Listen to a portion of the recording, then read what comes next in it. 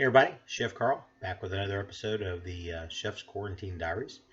Today is April the 24th. It's a Friday. I've now been home. Well, restaurant closed down about 35 days ago, so I think we're on day 36 actually. But as some of y'all may know who follow me on Facebook, that I've not quite been at home for some of this. So that's happened since we last talked.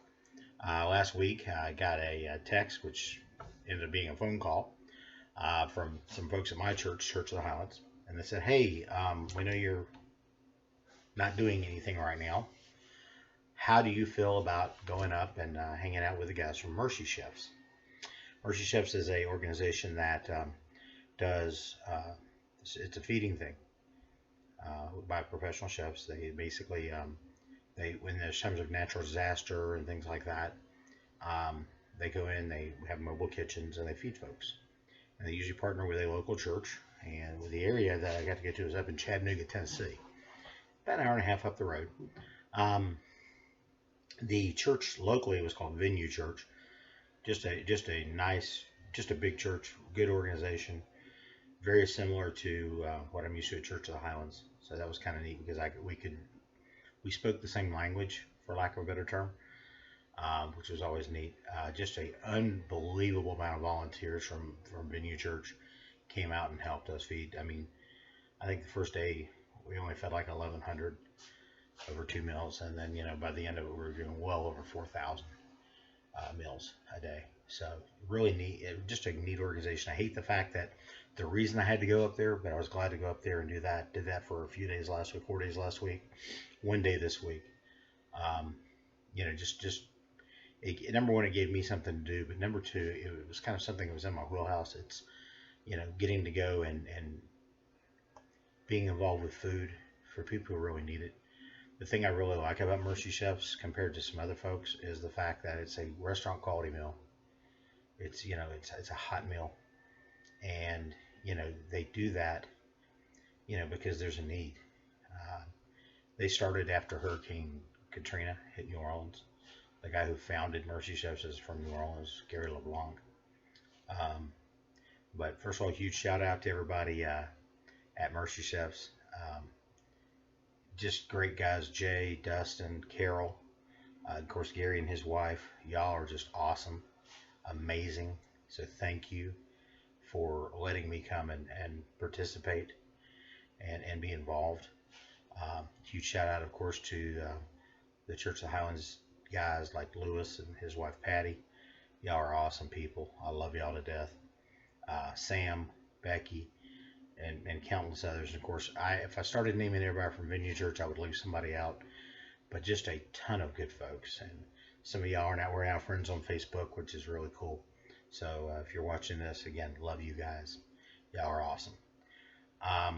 In other news, yay, starting next week, starting next Wednesday, I'm going back to work.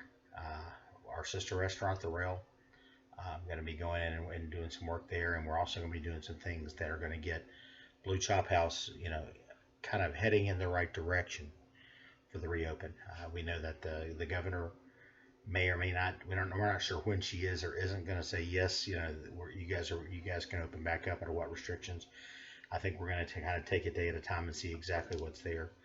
But it's giving me and my crew an opportunity to kind of get back involved, which is a good thing. So, yay! Because, like I said, I know some of y'all have been bouncing off the walls. I've been bouncing off the walls.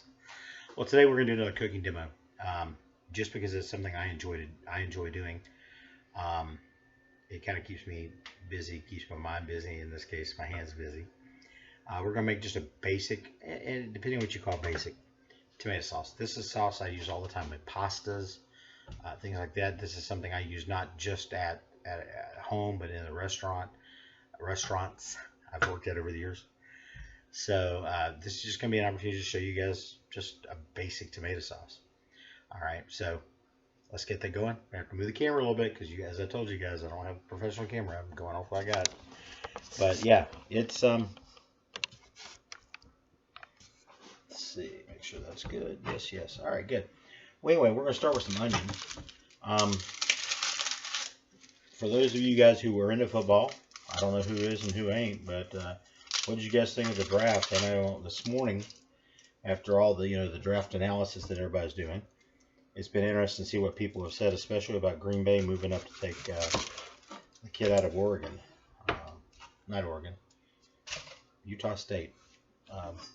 That's been interesting. Of course, my Saints took a center, Cesar Ruiz, and he seems to be, to kind of give a little bit more depth to our offensive line.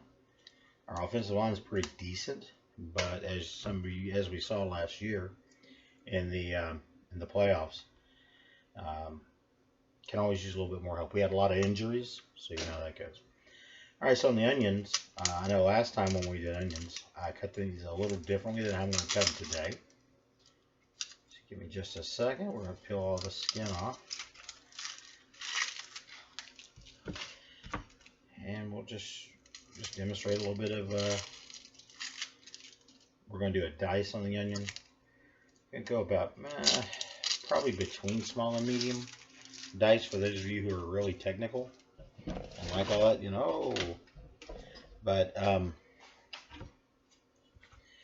so, basically the onion, start like this. Now, I got to talk about this with some of the folks, some of the volunteers who were there with Mercy Chefs.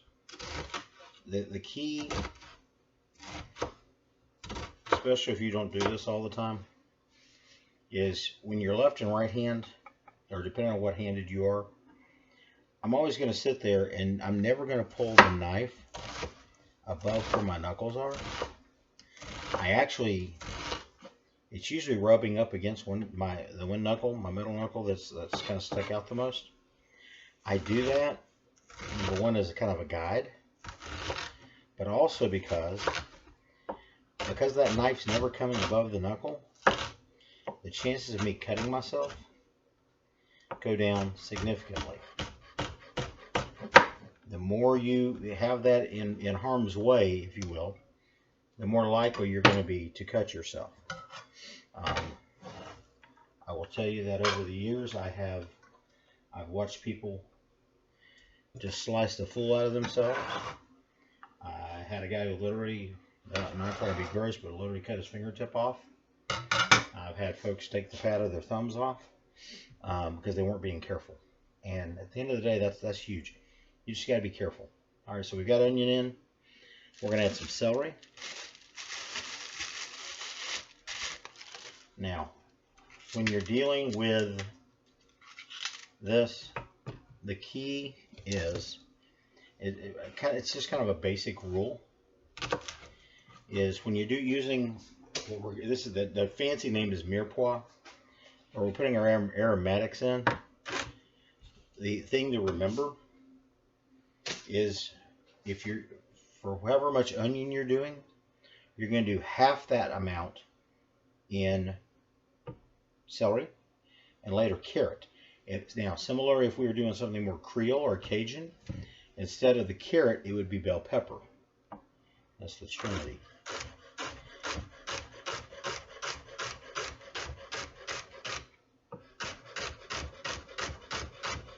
Now, we can cut this several different ways. I'm just cutting it like this because at the end of the day, it's just going to be a tomato sauce. Sometimes when I'm doing this, I will actually take the time and make the time to do this a little different, where I might do this.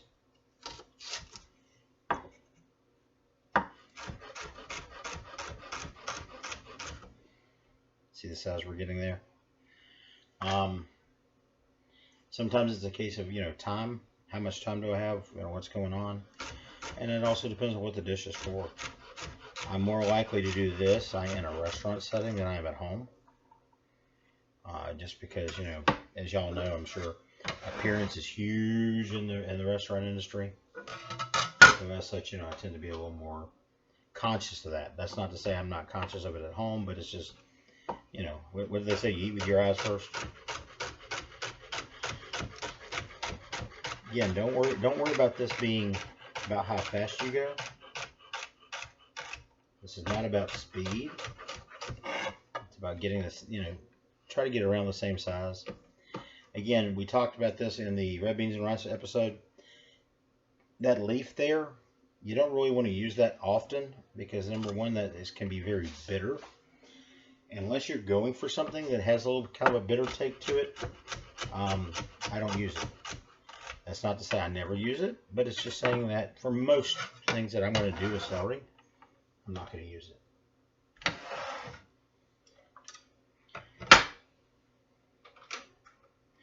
All right, last we're going to put a little carrot in there.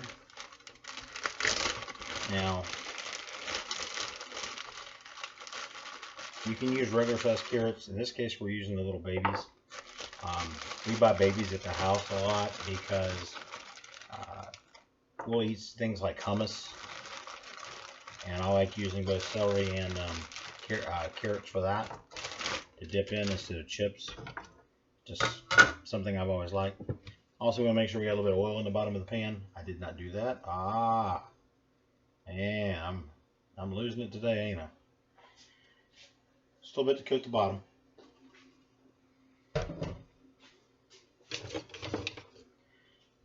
Stir this just a little bit. And we'll start adding more ingredients. So, carrot. What I'm going to do here is I'm going to cut this in half.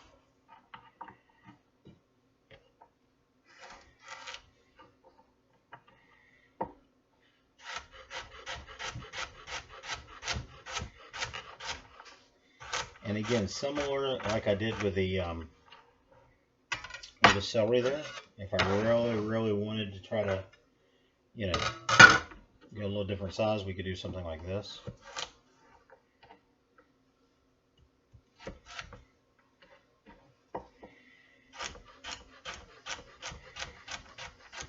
I had a large carrot, of course. Again, same thing. You just kind of break it down into smaller parts.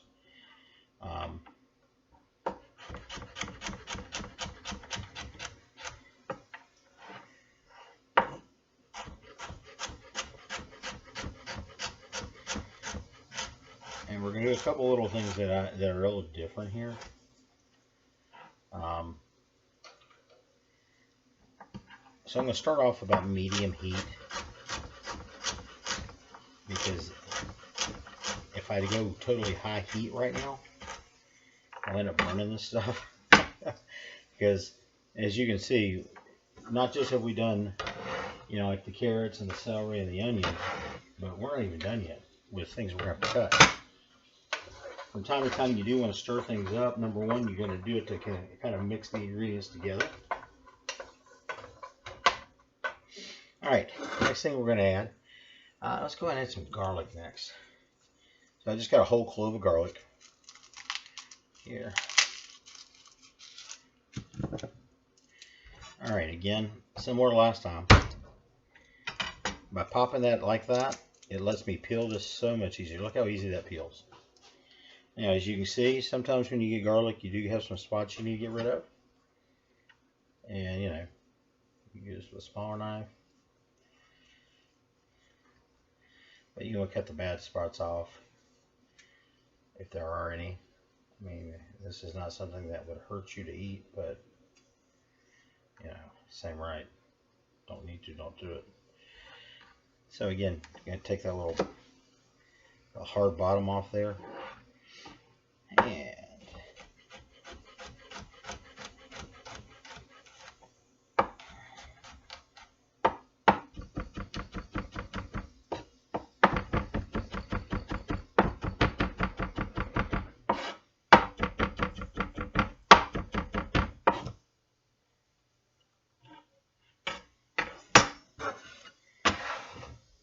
that in there. Now, I don't know about you, but I'm eating Italian cuisine. I like a lot of garlic, so I might even do a second one. Oh, there we go.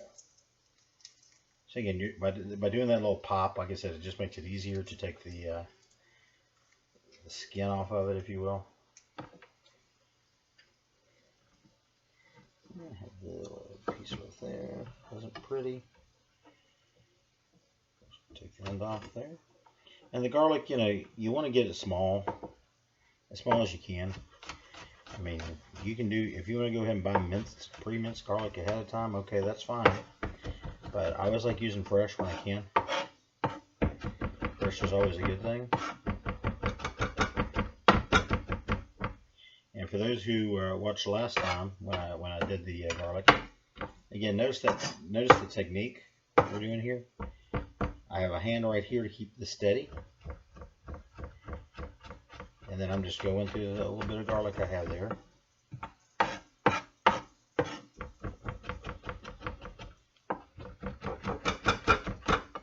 Because I want to get that as small as I can. Because I don't know about you, as much as I love garlic, I don't think I always want a huge piece of garlic in my mouth at once. That could be kind of off-putting. Alright, so these are kind of what these are also referred to as our aromatics. What I like to do at this point, and this is just me, I go ahead and like to put a little seasoning down. Right now I'm using some Himalayan pink salt. I love this stuff. I'm not even sure where we bought this, to be honest. But it's great. Same thing with if you're using black bell pepper. I mean black bell pepper, black ground pepper. Maybe you want to put a little bit down. One thing you have to be careful of sometimes, you don't want to get too salty or too peppery. Plus, what we're gonna do is throughout this process we're gonna sit there and season. We do that because we do that, we're building layers of flavor. Because again, how something reacts in anything when you're cooking it, the salt, by salting this a couple of different times throughout the process, salt as it cooks takes on different flavors. So by having some at the beginning, maybe some at the middle, and even some at the end, you've got 3 different, because they cooked at different times, you're going to end up having a little bit different flavor profile. Next thing we're going to add is a little bit of mushroom. Now some people aren't into mushrooms. If you're not into mushrooms, skip this step. These are just some baby bellas from the store. Walked in, happened to see them, so why not? I personally like mushroom in my pasta sauce. Maybe you don't. If you don't, then obviously leave this out. If you do like it, like I do, throw some in there. Because at the end of the day, it's about, cooking and eating is something that's very personal to a lot of folks. You have some folks, oh, I don't like this, or I only like this one, this. Whatever you like is what you like, And just because I like something and you don't, doesn't mean that either one of us is right or wrong. It's just that's what's right or wrong for us. So again, same thing. We're just going to just stir those in.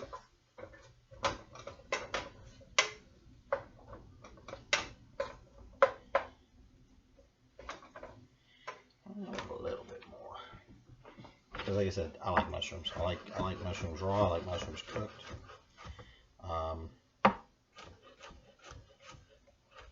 I like the flavor. These baby bellas. If I had just gotten one big, huge, or couple huge, big portobellas, that'd be just as good. So again, just going to stir that up. We're just going to stir it ever so often to make sure that the stuff on the bottom and the stuff on the top gets mixed pretty thoroughly. Next, we're going to start with our tomatoes. I like using Roma tomatoes when it comes to most pastas. I'm not going to tell you that's the only tomato I use. I'll use beefsteak, I'll use greenhouse, I'll use whatever. The fact is,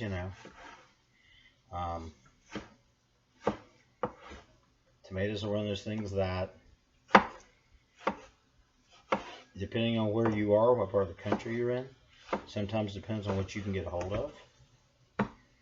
Some things that you maybe you have access to, I may not. When I lived down on the coast, my absolute favorites, without question, are Creole tomatoes. I love me some Creole tomatoes. Creole tomatoes, to me, are some of the best on the planet. So what makes a Creole tomato Creole tomato?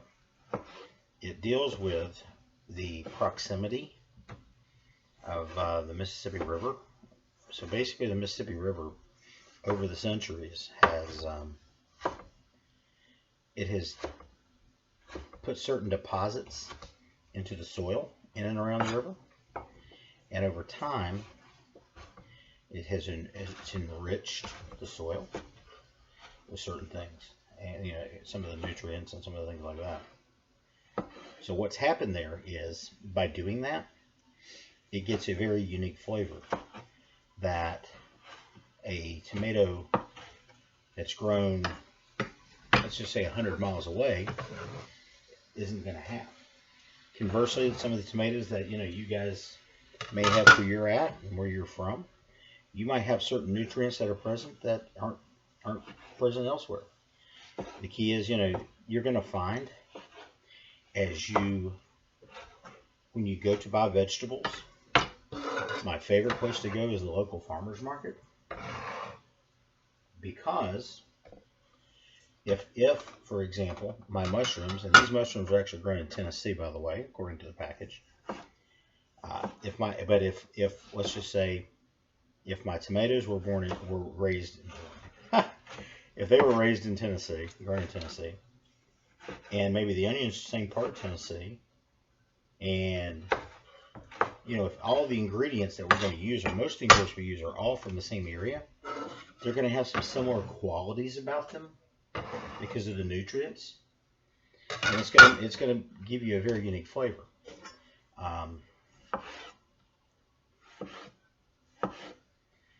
That's just one of those things that, if it's kind of like the whole thing with wine. Now, most of you who know me know that I don't know anything about wine at all. I know enough to be dangerous, and I know that, and I realize that, and that's why there are people who professionally, who I come in contact with, and my professional, they go, oh, well, what would be a good wine with this? And there are certain people who I go to.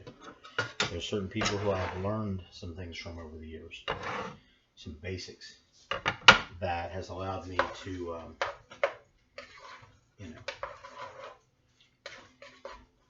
not be a total idiot. Because again, it's just not something I'm that knowledgeable about. Anyway, but basically, in areas of France, you will find that certain things that are grown near some of the grapes, you get some similarities with some of the other vegetables that may be grown in that neck of the woods. So there's something to that, because you can be in one part of the country and get, whatever, tomatoes like we're dealing with today, and onions and the like, and you go to a different part of the country and the tomato tastes a little different. It's the same species of tomato.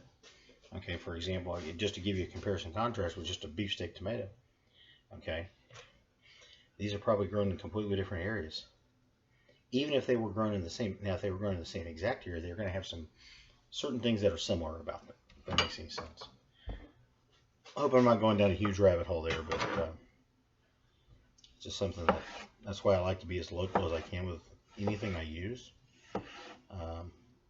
And thankfully, I know where I live here in Gadsden, there is enough of a market for some of this that there are local farms that do grow certain things. Of course, also we're right around the corner from Sand Mountain and Chandler Mountain tomatoes, which is a big deal. Also, just I don't know, a couple hours down the road, you got Chilton County peaches, Chilton County strawberries. Also, I know here locally there's Norris Farms does tomatoes and strawberries as well. The point is, when you can get those things local, just down the road, it's a good thing. Not only to support the local economy, which is an important thing, but I think it's also important to, agriculturally, I think it's a very important thing. I'm not saying that everybody ought to put a garden in their backyard. I mean, I can't where I live. Trust me, I don't really have a backyard. And I couldn't if I wanted to. But, the fact is, when you can have it, you can have maybe your herbs. Maybe you can grow a little herb garden in your backyard. I mean, that's good stuff.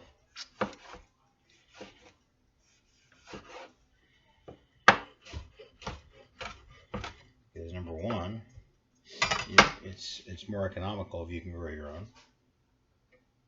Number two, it's nice to have the access where, hey, I just have to step outside and pick some. I've been blessed. A couple of places I've worked over the years have had access to an herb garden in the back or herb garden on the side, and it was funny because one place it literally ended up being part of the aesthetics because it looked good, but more importantly, it saved us ridiculous amounts of money because there were certain things that we had problems finding. One place I worked at in Mobile, we had a kaffir lime leaf tree in our backyard. Not backyard, in the back of the restaurant. And while it aesthetically was very pleasing to people, it is, in my opinion, the key ingredient if you're making authentic Thai curry, which we did there. So the point is, when you can grow your own, great. If you can't grow your own, hey, that's understandable. Okay? That's not something everybody can do. Maybe you don't live in a climate where certain things grow well. Obviously, you're not going to be growing that there then. But if you can, great. But if there's someone locally who's doing that, that's great too. Because again, it's supporting local, it's being local. That's something that's important. That's why, I always, when I can, I try to insist on locally grown. When it comes to seafood, those of you who know me know how funny I am about seafood. I have zero use for farm-raised foreign shrimp. I think that ought to be outlawed in this country. When there is such an abundance of, in my opinion, the best shrimp in the world, that from where I'm standing right now is what, 6, 7, 8 hours down the road? Why would I want to use anything else? Don't get me wrong. There are certain things that are out there that we don't have access to. That maybe are not local. I don't see salmon coming out of the Gulf anytime soon. All right, so again, do a little stir job here. Now we're going to throw some more of our seasoning in. Don't know about you, but one of my all-time favorite things to use is some bay leaf. For the batch we're making today, I'm only going to really need one. We're also going to, at this time, we're going to throw some. Now, if I had fresh basil, I would use fresh basil. I do not, so I'm going to have to use dry. So I'm going to throw a good bit of dry basil in there. Don't know about you, but I'm going to throw a little bit of oregano. Probably a lot of oregano just because I like oregano a lot. A little bit of thyme. I like thyme, but thyme is something that if you're not careful can definitely overpower. If you don't have a lot of that, what you can also use is just your basic Italian seasoning. Put some of that in anyway. And I'm going to put just a little bit of crushed red pepper. I want a lot of my heat come from that. Alright, so we got most of the flavor. I'm also going to go ahead, throw a little more salt here. I turn my heat up a bit. Because at this point, now that we've got everybody in the pool, as it were, you can't really see that, can you? So let me lift that up just a, there we go. I realize sometimes that, because of the camera work I'm having to do. So what we're going to do here is we're going to bring this, we're going to let this cook for a while. I'm probably going to let this go. First thing I want to do is actually come to an actual boil. Once it comes to an actual boil, hold on, I'll skip where you guys can see me. Once it comes up to an actual boil, what we're going to do is we're going to go for just a little bit into the boil. We're going to reduce down to a simmer. Simmering is where basically, instead of, how when it boils you have all the huge bubbles of the rapidly boils, at a simmer it's just barely get the boil. You just barely see some of the little bubbles. Okay, usually smaller as well. By doing that, Okay, it's still cooking at a good clip heat-wise, but it's not cooking as rapidly, and because this is going to take time, and we want this to take time because it takes a while to get everything down to where you want it. You're just going to kind of let it go at a little less heavy heat. Again, we're going to go from about medium to medium high. We're going to take that down on the other side of medium. Okay, because again, it's not about the time involved. It's about make sure it's cooked thoroughly. We want everything to be soft. And what we're going to do after that, I mean, sometimes it'll take 20-30 minutes. Sometimes it may take an hour or two. It just depends. It depends on the volume. It also depends on how small or how large you cut things. Obviously, larger cuts are going to take a little longer than smaller cuts. That's just fact. After we get to the softness that we're looking for, there's a couple different ways you can do this. Some people will add a little tomato paste. I don't normally. Sometimes you'll also see some people who add some canned crushed tomatoes. Again, I'm not going to do that here. I want a little chunkiness to it, but at the same right, I don't want it to be where you're crunching into vegetables. Don't want a crunchy spaghetti or crunchy pasta. So again, this is going to go for a while. Now, sometimes, not always, depending on what I'm doing again, there are times I will take this and I might run this through either a blender or there's something we have here at the house called an immersion blender and or a stick blender. So it's basically about you long, plug it in the wall, and it has a little thing on the end, and you would put it into the pot, push the button, and it just helps break everything up. I don't want this to be overly smooth, so I would not do that this time. Same thing where I wouldn't put it in a blender. I'm just going to let this go low and slow for a while until this cooks down to where it's the consistency that I want for my sauce. Again, it may take 20 minutes. It may take an hour. I mean, if I had a huge pot of this right now, it might take 2 hours. It just really depends. But at that point, throughout the time, I'm going to check my seasoning to make sure it's where I want it. So that way, if I need to add more salt, I can. If it's too spicy, there's some things you can do. Maybe in this case, I might add some more of the, you can add some mushroom to this. That'll help draw some of that out. If in other sauces that you're doing, you can actually even sit there and do something like potatoes. You're going to sit there and put it in there and then take it out. Because at that point, something like that, if it's too salty, it's simply just to absorb the salt. And potatoes is something that absorbs salt really, really, really, really well. So, like I said, we are to a point of almost a boil right now. So I'm going to turn this down a little bit. And like I said, probably about 20 minutes or so, I'll start looking at it again, checking my seasoning. Maybe I add a little bit more salt. Maybe I add a little more pepper. Maybe I add some more basil. It just really depends on the flavor that I'm happy with. Again, this is just basics. This is a basic sauce that you can take and kind of build upon. And that's kind of the key with a lot of sauces.